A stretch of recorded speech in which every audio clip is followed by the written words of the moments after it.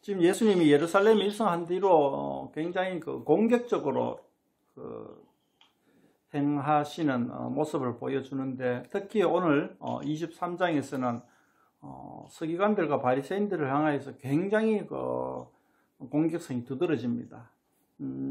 보면은 이제 화 있을진저 외식하는 서기관들과 바리새인들이여 하는 이 말이, 화 있을진저라 하는 말이 한 7번 반복되어 나오는데, 이 화 있을진저라는 말은 산상수훈에 나오는 그 팔복과 비교되는 것이죠. 그래서 진짜 산상수훈이 5장이니까 거기서 팔복이 나오는데, 그것과 이제 23장의 이 화 있을진저는 이제 정반대되는 그런 것이죠.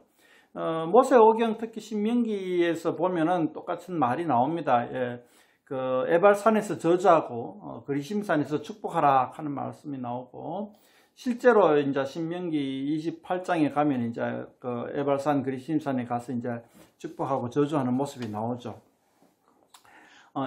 축복하고 저주하는 내용 중에서 이제 신명기 가보면 28장에 가보면은 축복은 조금 짧은데 저주는 굉장히 길게 나옵니다. 그 이유가 이제 제 나름대로 생각해 볼 때는 이스라엘 백성들이 순종하는 것보다 불순종의 길을 걸었기 때문이지 않나, 이렇게 한번 생각을 해 봅니다. 그런 것처럼 이제 마태복음에서도 이제 그런 신명기 구조를 따라서 팔복과 이 화를 갖다가 이렇게 배치했는 것으로 보여지는데, 이제 어쨌든 23장에 나오는 이 화 있을진저 하는 이 말씀은 굉장히 서기관들과 바리새인들에게 공격적인 말이 됩니다. 서기관들과 바리새인들이 모세의 자리에 앉았다 하는 말은 그 사람들이 주도권을 잡고 기득권이고 실세이고 세계관을 조장하고 있는 사람들이다라는 것으로 우리가 알면은 좋겠습니다. 3절에 보면 근데 이제 3절에 보면은 그들이 말하는 바는 행하고 지키되 그들이 하는 행위는 본받지 말라 했잖아요. 그러니까 이제 서기관들과 바리새인들이 하는 말은 옳단 말이죠. 옳은 말을 한다는 말이죠. 옳은 말을 한다는 말이죠. 근데 이제 그들이 하는 행위는 본받지 말라라고 했습니다.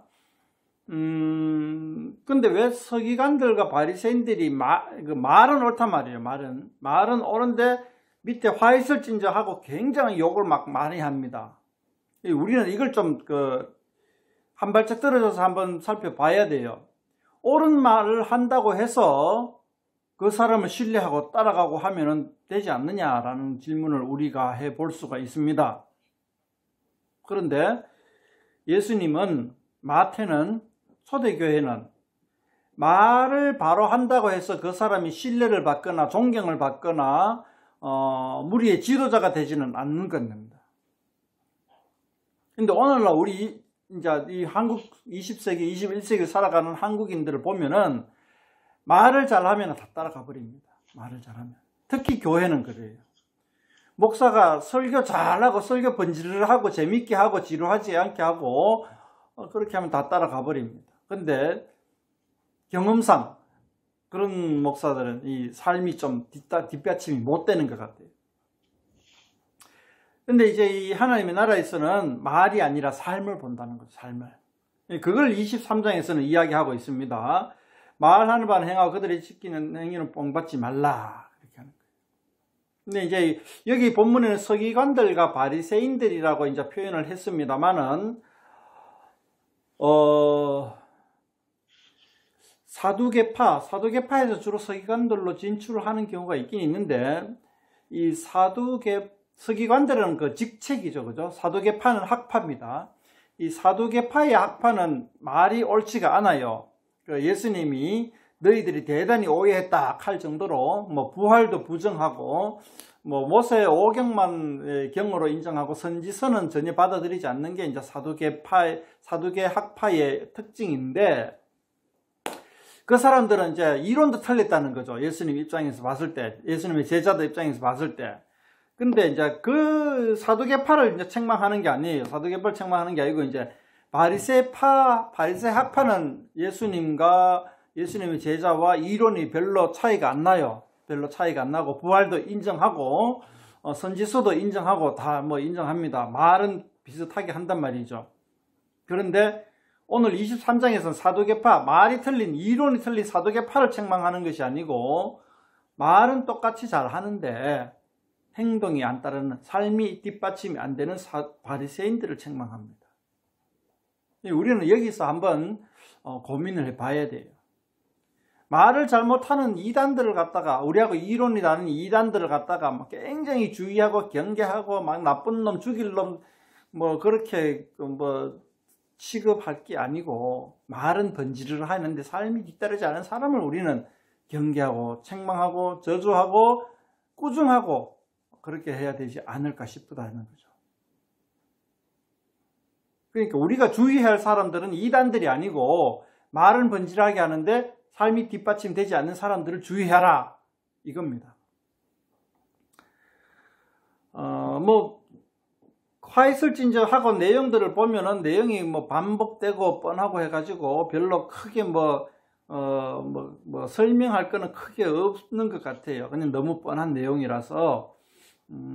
그런데 이제 그러한 그 내용의 구체적인 내용을 바라보기보다는 이렇게 우리가 한번 큰 틀에서 한번 바라보는 것이 중요하다 싶어요. 이 바리새인들, 서기관들과 바리새인들이 뭐하냐 하면은 밑에서 보면은 랍비라 칭함을 받고 아버지라 칭함을 받고 지도자라 칭함을 받고 큰 자라고 칭함을 받는 자들이다. 그러니까 그 사람들은 명예를 굉장히 중요시하고 굉장히 존경받기를 원하는 그런 무리들이라는 거죠. 그래서 이제 그 반대급부로 교회에서는 8절에 보면 이렇게 얘기합니다. 랍비라 칭함을 받지 말라, 아버지라 하지 말라, 지도자라 칭함을 받지 말라, 이렇게 이야기합니다.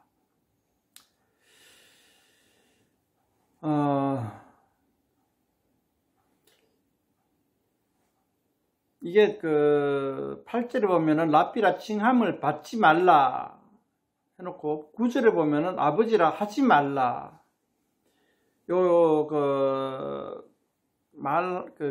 수동태냐 능동태냐 요거 한번 따져보면 재미가 있어요. 랍비라 칭함을 받지 말라, 요건 수동태죠, 그죠?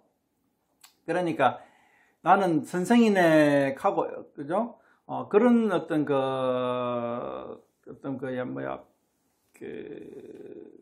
바리새파처럼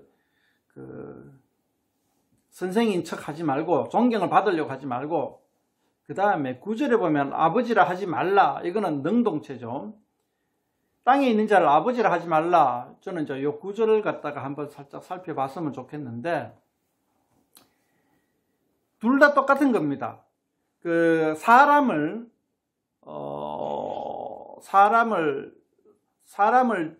아버지라 하는 것처럼 막 칭송하는 거.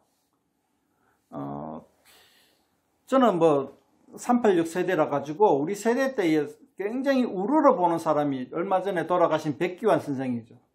백기환 선생님이 나타났다 하면 신이 나타난 것처럼 막 먼 데서 우악 하고 그렇게 쳐다본 적이 있었어요.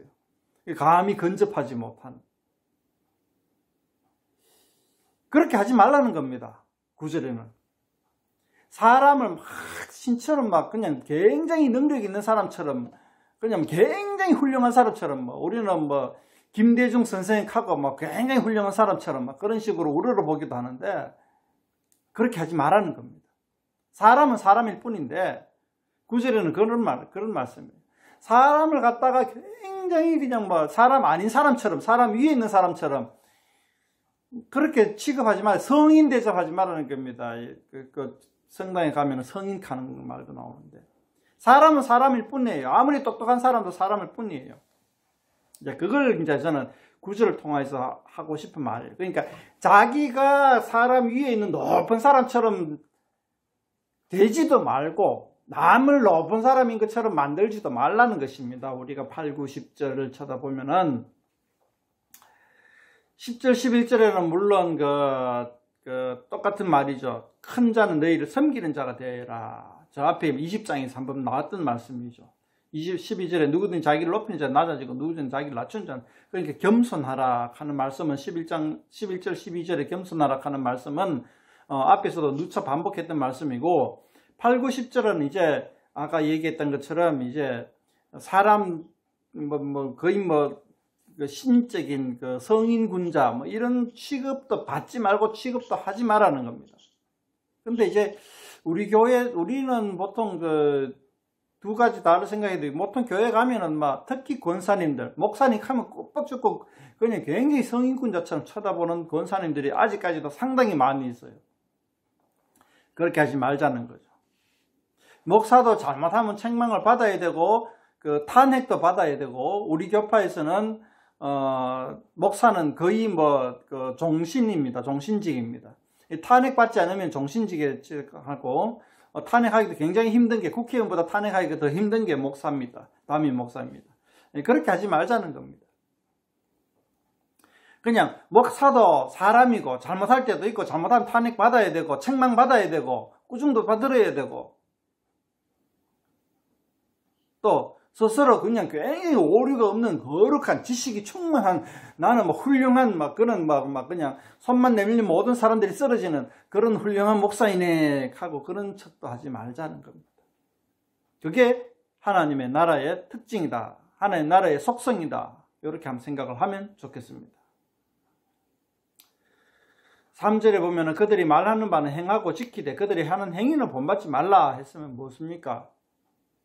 목사님들이 훌륭한 말을 하잖아요. 그러면 그 말을 아멘으로 받아들여요.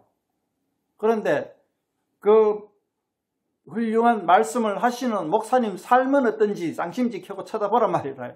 그러면 똑같이 자기하고 똑같을 거예요 아마. 그 말을 했다고 해가지고 훌륭한 삶을 살아가는 경우는 극히 드물고 제 경험상 찾아보지 못했습니다. 말은 시답지 않게 하는데 훌륭한 삶을 살아내는 사람들은 더러더러 보아온 적이 있어요. 그런데 말은 굉장히 청산유수처럼 잘 하시는 분이 그 말씀을 따라서 삶을 훌륭하게 살아내는 사람은 아직까지 제 경험상으로는 보지 못했습니다. 있긴 있겠죠. 그런데 제 삶과 궤적을 같이 하는 분은 없었어요. 안타까운 일이죠. 이 정도 설명을 했으면은 23장 1절에서 12절 말씀을 대충 이해는 했으리라고 생각이 됩니다만은, 제가 말솜씨가 없어가지고. 13절부터는 계속 이제 화이설지 7번 반복해가지고, 서기관들과 바리새인들을 향하여서 굉장히 꾸짖습니다. 13절에 보면은, 화이설지 외식하는 서기관들과 바리새인들이여 너희는 천국문을 사람들 앞에서 닫고 너희도 들어가지 않고 들어가려 하는 자도 들어가지 못하게 하는도다. 이게 무슨 뭐가 떠오릅니까? 저는 이 교회에 목사락하는 사람들이 말이래. 자기도 나쁜 짓 하면서 남들도 나쁜 짓 하게끔 막 하는. 그러니까 목사락 하면은 최소한 사람들을 교회로 하나님의 나라로 이끌어가는 자인데 하나님의 나라를 이끌어가는 게 아니고 엉뚱한 데로 이끌어가는 거예요. 그러니까 표지판은 하나님의 나라로 탁 하면서 표지해놓고는 이끌어가는 거 표지판 대로 안 가고 반대편으로 씩 가는 거예요. 우회전 깜빡해놓고 좌회전하는 사람하고 똑같은 거죠. 그래 되면 사고가 나고 난리가 나는 거죠. 그걸 이제 이야기하는 겁니다. 그게 이제 바리새인들과 서기관들을 보고 이야기하는 거죠. 우리는 오늘날 우리 한국교회에서는 바리새인들과 서기관 같은 사람들이 진짜 천국문을 닫고 사람들이 천국문 앞에서 엉뚱한 데서 가지고 천국문 앞에서 천국문 딱 닫아버리고 다른 데로 조리러 가시오. 천국문 이런 사람이 너무 많단 말입니다. 정말 안타까운 이야기죠. 15절에 보면은 이 사람들이 특히 사람들을 잘 모아요. 우리나라도 대형교회 보면은 이런 사람들이 주로 특징이 대형교회입니다. 이 시골교회, 조그만 교회는, 작은 교회는 그런 짓 잘 안 하는데 큰 교회가 꼭 이런 일을 해요. 큰 교회가 천국 문 닫고 천국에 들어가지 말고 저 옆으로 가시오라고 하는 거예요. 15절에는 이 사람들이 사람들 잘 끌어당긴다 하는 이야기를 하고 있고 16절부터 22절까지는 이제 맹세에 관하여 나오는데 제가 솔직히 유대인들의 맹세 습관에 대해서 맹세의 어떤 룰에 대해서 잘 모릅니다. 공부 좀 해봐야 되겠습니다만은 지금 현재로서는 잘 모르겠고 그래서 그냥 원론적으로 얘기할 수밖에 없는데 이 돈의 노예가 돼 있단 말이에요. 돈의 노예가. 이 지도자들이 돈의 노예가 돼 있단 말이에요. 한국교회도 돈의 노예가 되어 있죠. 헌금을 많이 하면은 대접을 잘 받고 헌금 안 하면 안 하는 뭐 그냥 훌륭한 훌륭하지 못하고 B급 신자인 거죠. 헌금을 많이 하면 A급 신자가 돼가지고 목사님하고 맨날 같이 식사하고 목사님부터 맨날 축복기도 받고 막 그런 것들. 그게 뭐냐 하면은 지금 16절부터 22절까지는 그 말씀이죠. 돈의 노예가 되어 있는 거죠. 이 성전 중심의 그 종교가 돈의 노예가 되어 있는 종교가 되어 있는 거죠. 23절에 보면은 11조가 나오는데 이 좀 잘 봐야 돼. 잘 보는 게 아니고 좀 특징적으로 우리가 눈여겨봐야 할 구절입니다. 23절에 화이슬진자 외식하는 서기관들과 바리새인들이여 너희가 박하와 해향과 근처에 11조는 들이되 율법에 더 중한 바는 정의와 긍휼과 믿음은 버렸도다. 그러나 이것도 행하고 저것도 버리지 말아야 한다. 이것도 행하고 저것도 버리지 말아야 하는 말에 강조를 하고 싶어요. 왜냐하면 요즘은 11조를 안 내려고 그래요. 11조를. 그 마음은 충분히 이해가죠. 11절 안 내려고 하는. 왜냐하면은 정의와 긍휼과 믿음을 저버렸기 때문에 그렇죠. 요즘 교회에서. 자, 박하와 해양과 근처는 뭐냐 하면은 향신료입니다. 향신료. 이 향신료는 아주 미미한 거란 말이죠. 조금만 있으면 향이 나는 거잖아요. 그렇기 때문에 아주 작은, 그러니까 보잘것없는 비중이 작은 거죠. 그런 아주 비중이 작은 것도 11절 드리는 게, 철저하게 11절 드리는 게 서기관들이 바리새인들이에요. 큰 것도 물론 드렸겠죠. 큰 거로 덩치 큰 것도 물론 드렸겠고, 아주 사소한 것까지 꼼꼼하게 챙겨가 11조를 드리는 거예요. 이 서기관들 바리새인들이. 굉장히 훌륭한 분이에요. 이런 측면에서는. 오히려 정의와 긍휼과 믿음에서 유명한 사람은 조지 헨리 같은 사람. 조지 헨리 같은 사람은 11조는 냈는지 잘 모르겠어요. 그러나 정의와 긍휼과 믿음 측면에서는 좀 많이 인정을 받는 사람이죠. 조지 헨리는 토지 정의로 유명한 사람이죠.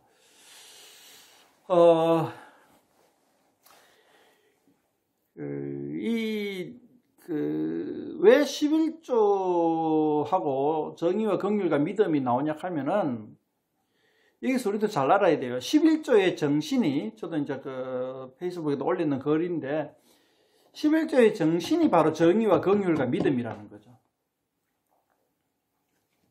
이 11조는, 부의 분배, 재분배입니다. 부의 재분배. 그러니까, 이게 10분의 1씩 걷어가지고 가난한 자들에게 나눠주는 구조입니다, 이게. 다른 세금과는 달리, 다른 세금은 딱 정액제입니다, 정액제. 그러나 11조는 정액제가 아니고, 많이 번 사람은 많이 내고, 적게 번 사람은 적게 내는 구조죠. 그게 뭐라 그러죠, 우리 세금에. 하여튼 그런 구조입니다. 그렇게 되면 그렇게 이제 거두어 가지고 가난한 사람들에게 나누어주는, 그러니까 부의 재분배 기능을 하는 거죠. 그러니까 오늘날로 치면 복지세인 거죠. 복지세를 해야 되나 뭐라 해야 되나 그런 쪽인 거죠. 복지를 위한 세금이죠. 목적세입니다. 이거는 다른 게 아니고. 그렇기 때문에 11조의 정신은 정의와 긍휼과 믿음이기 때문에 이제 밑에 바로 나옵니다. 정의와 긍휼과 믿음을 버렸다 하는 말은 11조의 외향은 취했는데 11조의 정신을 버렸다 이런 뜻입니다. 이제 우리는 정신을 버렸기 때문에 그 외향인 11조도 하지 말자 뭐 이런 식으로 막 나가는데 그러면 안 되는 거죠. 11조를 갖다가 정신을 버린 사람에게 내지 말고 11조를 정신을 철저하게 실행하는 데다가 11조를 해야 되는 거죠. 그러니까 부의 재분배를 기능을 잘 하는 쪽에다가 11조를 하는 것이 옳지 않겠나 그렇게 한번 생각을 해보는 겁니다. 그래서 예수님이 이것도 행하고 저것도 버리지 말아야 한다 이렇게 얘기했습니다. 오늘날 교회에서는 이런 내용을 자세히 모르고 무조건 이것도 행하고 저것도 버리지 말아야 한다 하니까 11조는 내야 한다 켜놔놓고는 자기들도 11조의 정신이 뭔지도 모르고 교회에서 11조 내면은 뭐하냐 하면은 목사 월급 올리고 건축하는 데 쓰고 빚내가지고 그러니까 하기 싫은 거지. 11조 정신을 못 살린. 그러니까 11조는 내고 저것은 버리는 그런 이것은 11조고 저것은 정의와 긍휼과 믿음이니까 이것 11조는 내고 저것은 몰라, 이런 것이 현대교회인 거죠. 그러니까 사람들이 이것도 안 하고 저것도 안 한다 하고 11조도 안 하고 저것도 하지 말자 막 이런 식으로 나와버립니다. 그러면 안 된다는 거죠. 자, 여기 16절부터 계속 나오는 게 바리새인과 서기관들의 특징이 아니고 별명이 뭐냐 하면 맹인, 눈먼 지도자. 이제 계속 마태복음에 보면은 이제 치유의 역사가 계속 나오는데, 그 중에 이제 눈먼 자가 눈 떴다 하는 얘기가 많이 나오잖아요. 근데 이 눈이 멀었다 하는 거는 이제 그거죠. 깨어있다. 깨어있지 못하다 하는 뜻인 거죠. 그죠? 그러니까 바리새인과 서기관들은 눈뜬 장님이라는 거죠. 눈뜬 장님. 맹인들이요. 왜냐하면 알지 못하기 때문에. 알지 못하는 게 아니고 갈 길을 가지 못하는 거기 때문인 거죠. 25절에 보면은 서기관 바리새인들이 무엇을 잘못했냐 하면은 탐욕과 방탕으로 가득하다. 탐욕과 방탕으로 가득하다. 그러니까 하나님의 말씀은 잘 아는데 자기 마음은 다스리지 못하는 거죠. 말씀이 그냥 머리에만 만들고 가슴으로 오지 못하는 거죠. 서기관들과 바리새인들은 탐욕과 방탕으로 가득하고 27절에 보면 외식하는 거죠. 회칠한 무덤 같아. 그러니까 28절에 보면 외식과 불법이 가득하다. 바리새인들의 죄를 지적하는 겁니다. 탐욕과 방탕이 가득하고 외식과 불법이 가득하다. 이게 이제 바리새인들의 죄라는 거죠. 이 이론을 잘 못하는 게 아니고 이론은 잘 하는데 구약 성경에 대해서 빠삭하게 잘 아는데 잘하면 뭐예요? 자기가 그 말씀을 쫓아가지 못하는데. 29절부터 보면은 32절에 너희가 너희 조상의 분량을 채우라. 너희 조상의 분량이 뭡니까? 선지자를 핍박하는 거죠. 실제로 서기관들과 바리새인들이 예수님을 십자가에 못 박는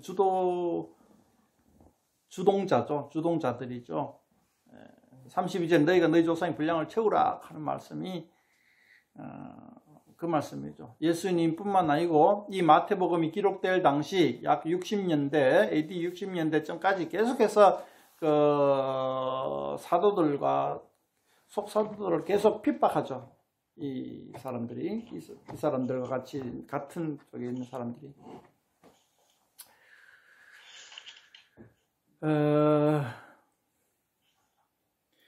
뭐 33, 34절, 35절 보면은 계속 핍박하는 얘기가 나오죠.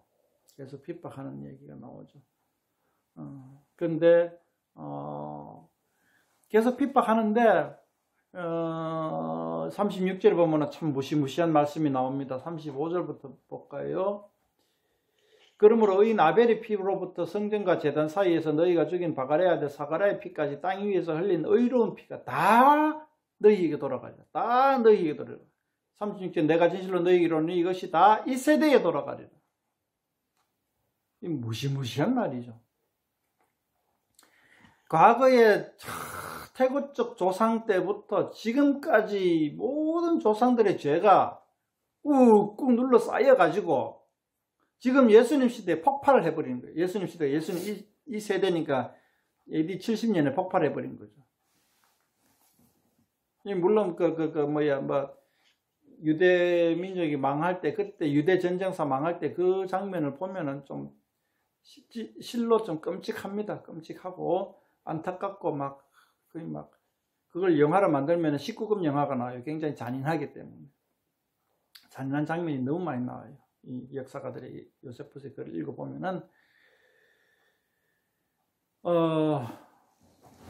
요세푸스 자신도 그 끔찍한 장면에 처해졌다가 기적으로 살아났죠. 역사가 요세푸스도 기적으로 살아났는데 거의 다 피해가지 못하고 다 죽었죠. 유대인들이. 그 35절 36절의 말씀이 그 유대 전쟁사에 그대로 이루어지는 거죠. 37, 38, 39절도 마찬가지 말씀입니다. 예루살렘 멸망 38절에 보라 너희 집이 황폐하여 버려진 바 되리라. 이게 이제 예루살렘 멸망을 지칭하는 거죠. 나중에 이 멸망이 24절부터 계속 24장에도 계속 이어집니다. 이걸 이어받고 계속 이어지는데 굉장히 안타까운 슬픈 내용이기도 합니다. 요 이제 예루살렘 멸망 이야기가 쭉 나오는 거 보면은 미래로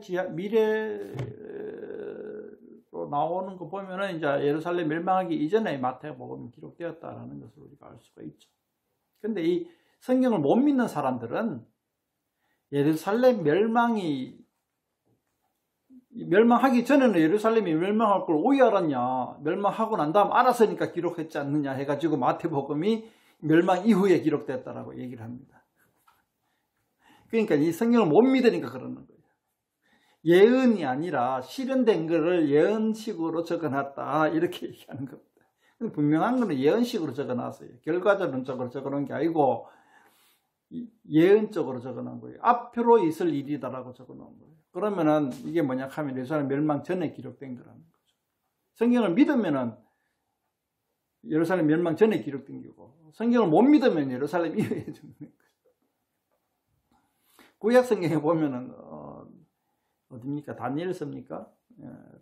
에스겔 섭니까? 거기에 보면은 예언이 수두룩하게 나오는데 엄청 그 예언이 정확하게 맞아 들어가요. 그래서 그 예언이 정확하게 맞아 들어가면 그 구약 성경은 이 로마 시대 이후에 기록되어야 돼요. 왜냐하면 로마 시대까지 다 예언해놨기 때문에. 이 성경을 못 믿는 사람들은 자가당착, 자기 오리에 빠질 수밖에 없고, 이 기적을 못 믿으니까 다 성경 다 거짓말이다 하는. 그러면서 성경을 왜 연구하는지 몰라요. 어쨌든 그건 뭐 여담이고. 오늘 말씀은 뭐 그렇게 뭐 크게 큰 내용은 없습니다. 다 그러니까 우리는 바리새인들과 서기관들로부터 반면 교사를 삼으면 된다. 근데 제가 이제 이 유튜브로 나가기 때문에 공식적으로 얘기하기는 쉽지가 않은데, 이 반면 교사의 대상이 누구냐 한번 우리가 지혜롭게 한번 생각을 해봐야 됩니다. 반면 교사 대상이. 그러니까 오늘날 서기관들과 바리새인들과 같은 역할을 하는 사람이 누구냐는 거죠. 서기관들과 바리새인들이 모세의 자리에 앉았어요. 그러니까 오늘날 모세의 자리에 기득권, 세계관을 주름잡고 있는 사람들을 막 끌어모은 사람들, 이 사람이 누구라는 거죠. 그러면서 행동 개차반으로 하는 사람들, 겁난 번지르르하고, 제가 아는 어떤 한 사람은 하얀 양복을 입어요. 하얀 구두를 신고 다녀요. 참 가짜는. 제가 또 어떤 교회 가보니까 그게 우연찮게 가보게 됐는데 2단도 아니에요. 2단이 아니라 1단인데 거기에 가보니까 교회 로비에 목사 부부 사진이 그 박정희 대통령 사진보다 더 크게 걸려져 있어. 부부 사진이. 되게 화려한 모습을 입고 치장하고 있는, 거의 문선명 부부 수준의 그 사진과 같은, 그게 떠올랐어. 문선명 부부의 사진, 왜 왕관 쓰고 하는 그런 사진 있잖아요. 문선명 부부. 통일교 교주 사진. 그게 떠오를 정도의 사진이 교회 로비에 목사 부부 사진 다 걸려있고, 광고판 보니까 목사의 딸이 미국 유학 가가지고 박사학위 받고 했는 그걸로 작은 광고판에 다 실려져 있어. 이거 왕국이네. 교회가 아니고 이 목사 왕국이네. 그 교회 이름도 까먹었어요. 좀 유명한 교회예요. 들어보면 말하면 다 아는 교회예요. 그만큼 대한민국이 유명한 교회. 근데 그 교회 로비까지 들었다가. 참, 근데 그런 교회가 가끔 한두 개 있으면 제가 말을 안 해요. 태반이 깔려져 있고 적게든 많게든 없지 않아 그런 속성들이 다 있다는 거죠. 그런 속성들이 많게든 적게든 다 있는데 태반이 많게 있다는 거죠. 근데 없는 교회도 완전히 없진 않아요. 그런 모습.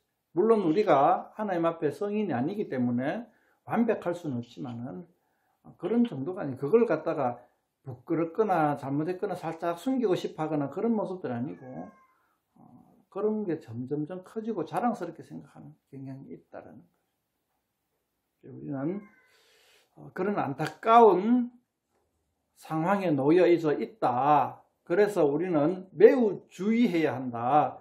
그들이 말하는 바는 행하되 그들이 하는 행위는 본받지 않도록 노력해야 한다.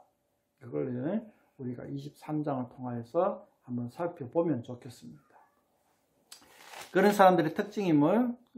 탐욕과 방탕으로 가득하고 외식과 불법이 가득하다. 그걸 좀 알고 그러고 옳은 말 하는 사람들을 갖다가 좀 핍박한다. 이런 정도로만 우리가 한번 생각을 해도 큰 유익이 있을 줄로 압니다. 혹시 질문 있으면 질문하시기 바랍니다.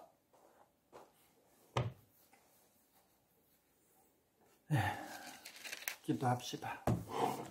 하나님 아버지 감사합니다. 오늘도 23장을 통해서 우리에게 새롭게 눈을 뜰 수 있도록 인도해 주심을 감사합니다. 우리의 지도자라고 할 만한 모세의 자리에 앉은 사람들에 대해서 우리가 맹신을 하지 않고 오히려 그 사람들을 자세하게 바라보아 거스름이 하나님 나라에 거스름이 없는지 살펴볼 수 있는 지혜를 허락하여 주시기를 원합니다. 우리가 아버지라 칭하지도 않고 랍비라 칭함을 받지도 않는 겸손한 자가 될 수 있도록 인도하여 주시기를 원합니다. 감사합니다. 예수님 이름으로 기도드립니다. 아멘.